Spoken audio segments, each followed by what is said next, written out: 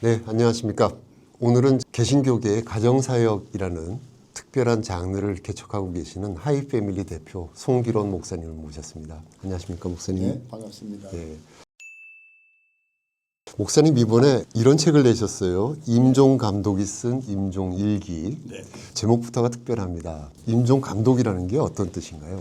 어느 날 이제 장례를 이렇게 도와주었는데 그 장례를 그냥 수동적으로가 아니라 자기들에게 필요한 정보를 제공하고 또 의미 있는 곳으로 끌어내 주니까 이 하나의 드라마가 연출되는 것 같이 감동적이다. 그 서사를 임종 감독이시네요. 이래서 하나의 별명처럼 붙게 됐죠. 목사님께서는 처음부터 일선 교회 담임 목회가 아니라 가정사역이라는 특별한 분야를 개척을 하셨습니다. 그 이유가 좀 궁금합니다.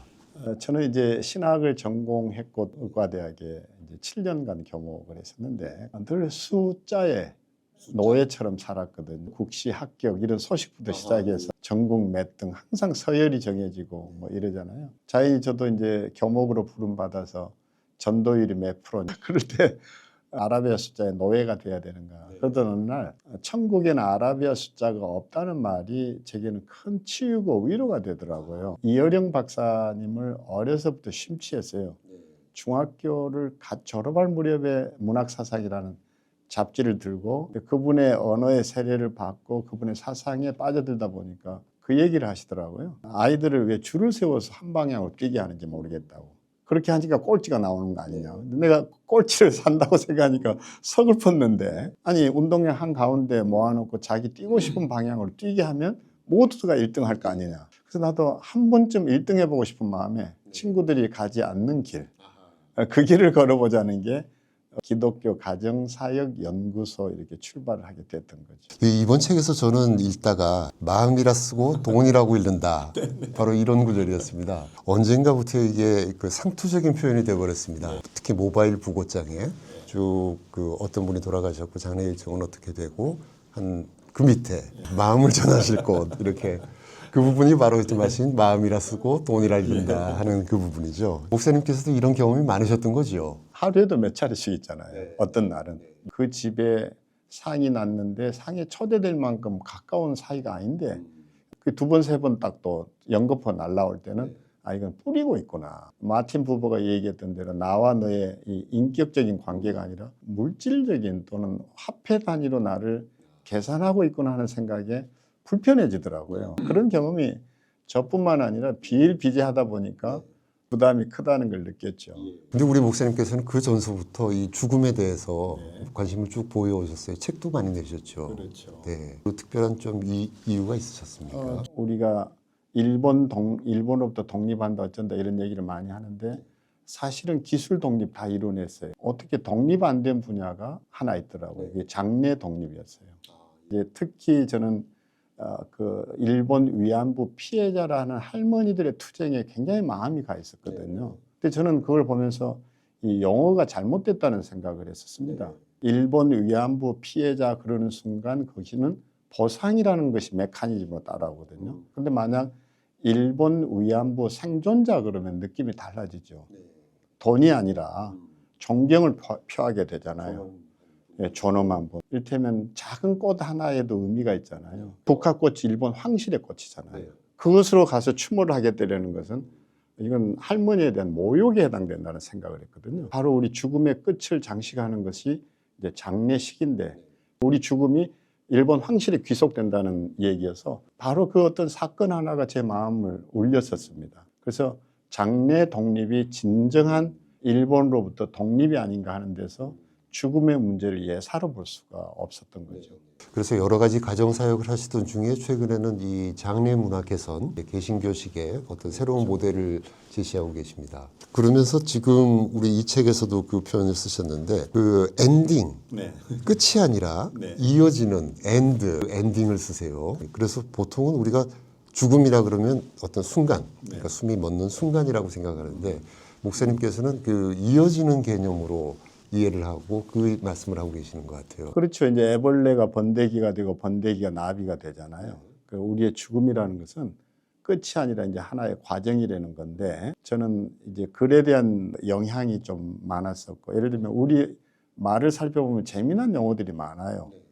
그러니까 죽살이란 말 아세요? 죽살이. 살림살이, 시집살이 이런 말이 있듯이 죽음과 산다는 살이 이걸 합쳐서 죽살이. 그래서 죽음과 사는 것을 별개로 우리 조상들은 취급하지 않았던 거예요. 재미있는 단어 하나가 끄트머리예요. 끄트머리. 예, 끝에서 머리, 시작을 본단 말이죠. 끄트머리. 그리고 그 감탄사가 경상도식으로 표현하자면 제 친구가 늘 그러는데 뭘 아름다운 풍경을 보고도 야 정말 멋있다 이게 아니라 저 친구는 와 죽인다. 죽인다 이러거든요. 죽음을 감탄사로 쓴다는 것은 제 생각 속에 또 다른 세상이 있다는 거 아닌가.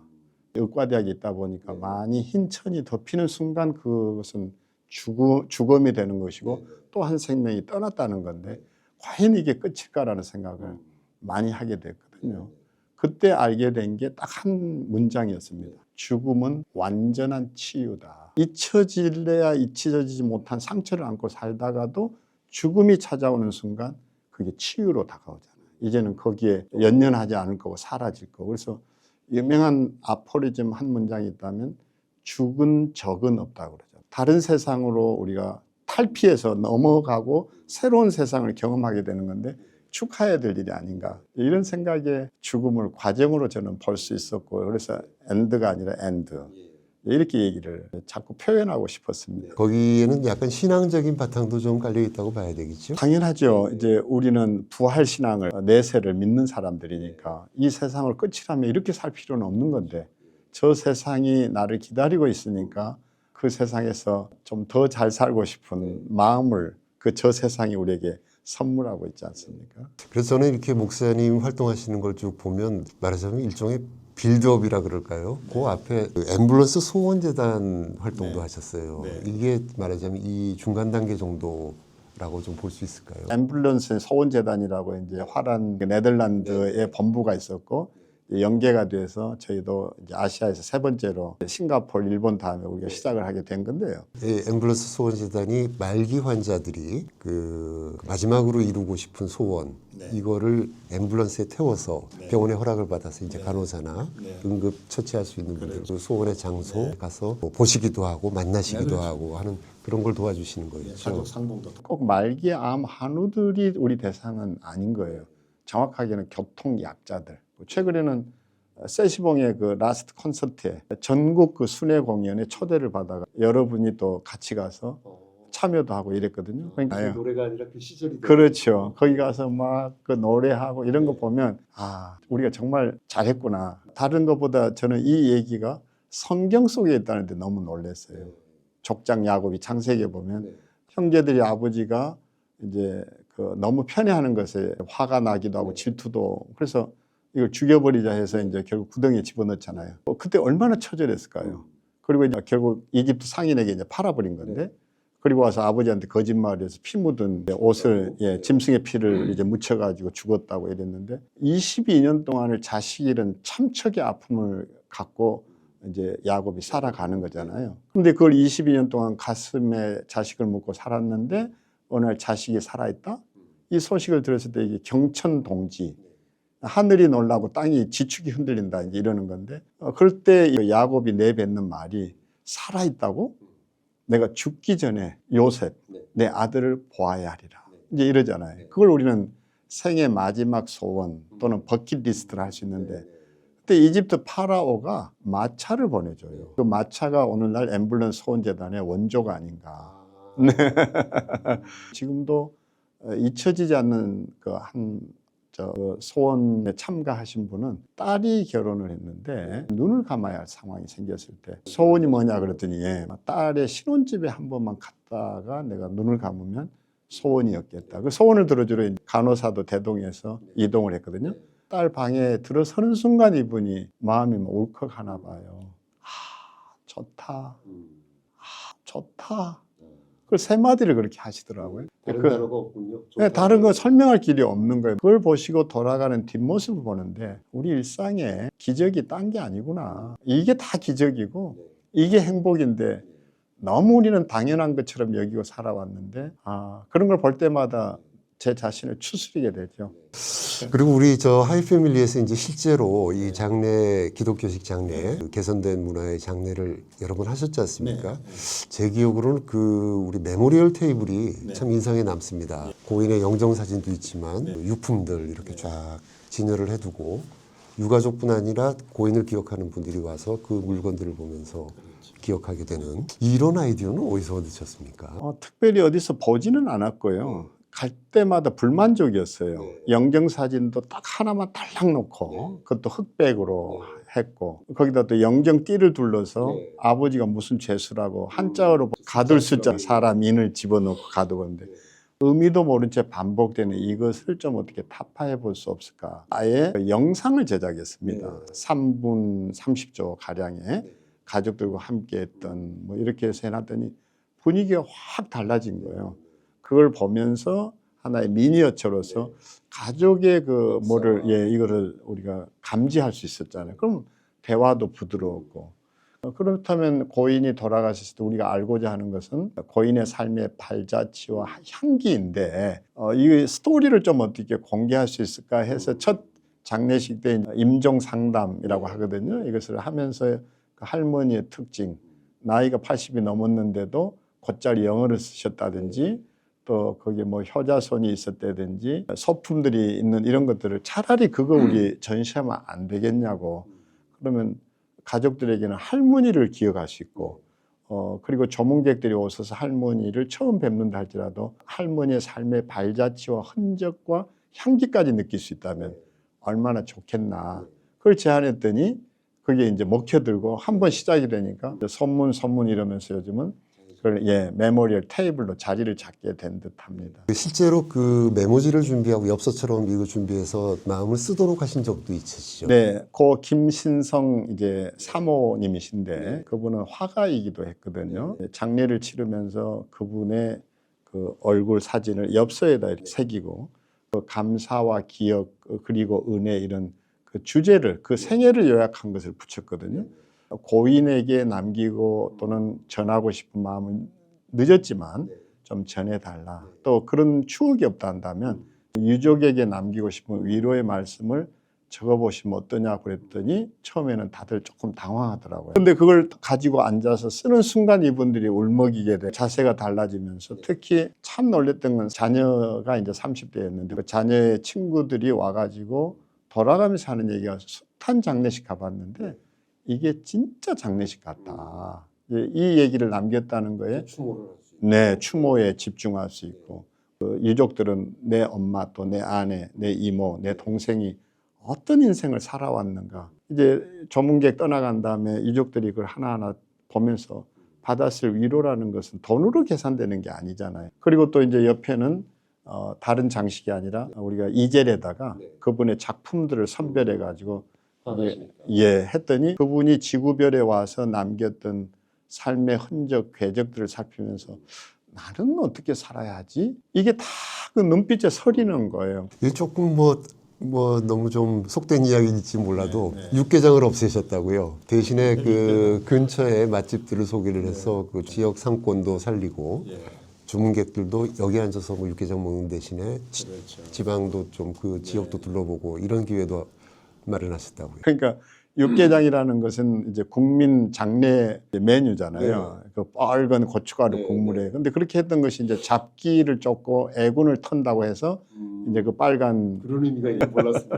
근데 지겨울 정도로 그걸 먹고 떠먹고 싶지도 않고 등등 이래서 이거는 아니다. 한번 바꾸는 김에 더 바꾸자 이렇게 해서 우리가 재래시장 살리기 운동처럼 지역 그 이제 맛집들을 우리가 미리 가서 경험해보고 추천할 만한 데를 스마트폰에 찍어서 이 집에 가셔서 식사하시고 가시면 저희가 다 계산합니다. 그랬더니 추모에만 딱 집중하고 나가서 저희들끼리 또 음식을 먹을 수 있으니까 나중에 저희는 이제 그 피드백을 받고 평가서를 받았거든요. 가장 좋았던 것이 장례식장 가서 육개장 안 먹었다. 오히려 이제 저희가 대신했던 것은 고인이 즐겨 드셨던 간식을 준비해 가지고 오신 분들에게 내놓으면서 고인이 좋아하셨던 간식인데요. 이러면 그분들이 그냥 이걸 쉽게 먹을 수는 없었던 것 같아요. 아, 이런 추억도 있었구나 하면서 그 고인을 다시 생각해 보는.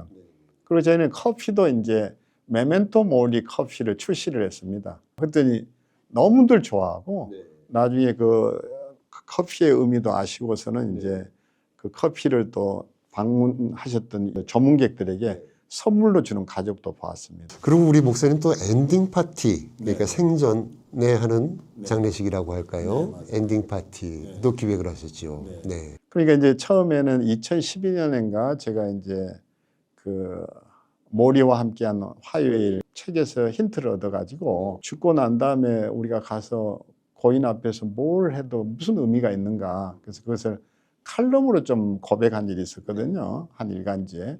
그래서 그때는 이제 생전 장례식 이렇게 표현을 했는데 그게 너무 시대를 앞질러 가서 그랬든지 멀쩡히 살아있는 사람을 뭐 고려장 시킨다는 거예요. 진짜로. 근데 가만 생각해 보니까 회가변도 사라졌거든요. 칠순잔치도 사라졌고. 그러면 한 생애를 돌아보는 회고하는 자리인데 이런 것들이 점점 사라지니까 가족들이 모일 기회도 줄어들고 이런 점에서 조금이나마 살아있을 때 또 다른 고인의 삶의 의미를 부여해주고 언제 찾아올지 모를 죽음 앞에 엔딩 파티라고 이름을 바꿔보면 어떨까 이랬는데 그게 거꾸로 먹혀들더라고요. 이제 저는 그 미션스쿨 분이엘 고등학교였는데 이정삼 목사님 이제 우리한테 스승이셨고 그걸 이제 돈을 좀 적지 않은 돈이었어요. 그래서 사모님과 좀 시간을 가지시라 이제 이랬더니 정말 좋아하시더라고요. 그리고 학교 교정에 이제 스포츠카를 하나 배해서 선생님이 한 2바퀴를 돌고 우리가 줄을 서서 스승의 노래를 부르고 마지막 송별을 했습니다. 그래서 이제 또 선생님의 이제 엔딩 파티를 이제 시작으로 해서 여러 건을 상담도 해드리고 최근에 한 것은 그 신에라 차인표의 탤런트의 부친 되시는 신영교 올해가 90이 됐고 그분도 딱 얘기를 듣자 그렇게 얘기하셨다고 그래요. 내가 이제 눈앞에 90이 왔는데 언제 찾아올지도 모를 죽음 한 번쯤 내가 가까운 지인들에게 그 은혜와 사랑을 좀 표해보고 싶다라는 그 마음을 가지셨다고 그래요. 그래서 이제 단지 연예인 가족이기 때문에 또 그게 알려지면 그 행사를 방해할까 싶어서 제가 제안했어요. 절대 카메라 동원 안 된다. 그리고 기자들한테 알리지 않는다. 이거는 가족의 행사이고 가족들이 집중해야 될 시간에 누구한테 보여주기 위한 잔치라면 나는 못하겠다. 통제를 했거든요. 한 40, 50여 명 정말 우리가 초청장은 보내지도 않았고 그분이 직접 해서 오셨는데 원래 그분이 그 서울대 음대 작곡가 출신이에요. 그래서 초등학교 2학년 교과서에 이제 시소가 그 자신이 작곡한 대표곡이요. 그래서 그 대표곡과 그 부인 되시는 분이 일찍 세상을 떠나셔서 그게 3호곡 그리고 나 같은 죄인 살리신 이 3곡을 연주하겠다고 해서 연주하시고 그분의 영상을 보는 시간도 있었고 또 이제 그 인터뷰하는 시간에 그분이 우리 인생에 너무 소중한 얘기들을 건네주셨어요. 손자도 와서 할아버지에게 편지 읽어드리고 신혜라 씨도 이제 아빠에게 그래서 그 사랑의 고백을 나누고 끝나고는 또 역시 마을 맛집 찾아가서 식사하고 헤어졌는데 그게 지금까지도 그렇게 좋으신가 봐요. 네. 그리고 저는 또 이게 책을 읽다가 목사님 어머님 자개농 이야기가 아주 감명 깊었습니다. 이게 말하자면 생전 유품 정리의 컨셉트가 된 거죠. 예. 저는 제 어머니에게서 모든 것을 배웠다고 할 수 있겠는데 중요한 부분은 사실은 제 어머니가 염쟁이 출신이에요. 그 시골 학교에 계실 때 교회 권사이셨고 직분이 그날 장례가 났는데 장례가 난 날 하필이면 전도사가 새로 부임하게 됐는데 그때는 다 성직자들이었거든요. 염습부터 하셔야 되겠습니다. 이랬더니 이분이 기겁을 했다는 거예요. 그래서 어떻게 어물쩡 하다가 차를 돌려가지고 내 빼버린 거예요. 우리 어머니가 장례를 치러야 되니까 아니 핏덩이에도 내 손으로 여럿 거두어봤고 그 뭐 사람 어른 몸 닦아주는 거나 애들 그 목욕시키는 거나 뭐가 다르냐 해서 직접 나서서 하셨다는 거예요. 장례를 치러야 되니까. 제 어머니가 얼마나 염습을 깔끔하게 깨끗하게 했던지 그날로 소문이 쫙 퍼져가지고 600시간 이수도 없이 또 면허증도 수료증도 없이 장례 그 염습사로 입문을 하시는 거였어요. 그래서 어느 날 제가 어머니한테 좀 그랬어요. 어머니 그런 것을 하셨어요. 그랬더니 제 어머니가 아픈 얘기를 해요. 내가 무슨 공부를 했냐, 뭘 한 게 있냐. 그래서 그렇게 해서라도 내가 전도인의 삶을 살고 싶었다. 그 말이 제게는 너무 가슴 깊이 새겨졌었어요. 생전 유품정리라는 말이 나오게 된 배경이 선생과 군인들이 직업상 이제 1년 있다가 정근 가시고 뭐 이러다 보니까 그럴 때마다 어머니가 짐 싸실 때 푸념을 들었거든요. 무슨 놈 이 여자가 팔자가 경대가 하나 있냐, 무슨 장롱이 있냐. 근데 우리 아버지가 무심한 줄 알았는데 그걸 기억하셨고 그 장롱을 맞추어 주시게 됐는데 그와 함께 그때는 명품 시계 하나 사주는 거였어요. 근데 시계를 맞춘다면서 전화로 네 아버지가 시계를 하나 맞춰준다는데 내가 남자 시계 찰난다 이러더라고요. 그래서 나는 눈이 가물가물해서 시계 알이 작으면 시간을 못 봐 이러시더라고요. 그래서 우리 어머니가 눈이 나빠서 그런가 보다 이러고 이제 참 무식한 아들이 지나갔어요. 근데 어머니가 몸이 안 좋으셔서 병원에 입원하시는데 제 동생이 이제 찾아뵈니까 차마 그동안 저한테는 말을 못하고 계시다 동생한테 애민들 왜 이쁘고 고운 여자 시계 찰 줄 몰랐겠어. 근데 네 애비가 저 시계는 네 형한테 줄 거 너한테 물려줄 게 있어야지. 그래서 너한테 물려줄 시계 애미가 먼저 찬 것뿐이야. 이래가지고 동생 손목에 시계를 채워주니까 동생이 얼마나 그 마음이 울먹이고 그래서 동생이 그 얘기를 전해주는데 참 이렇게 내가 무심한 아들이었구나.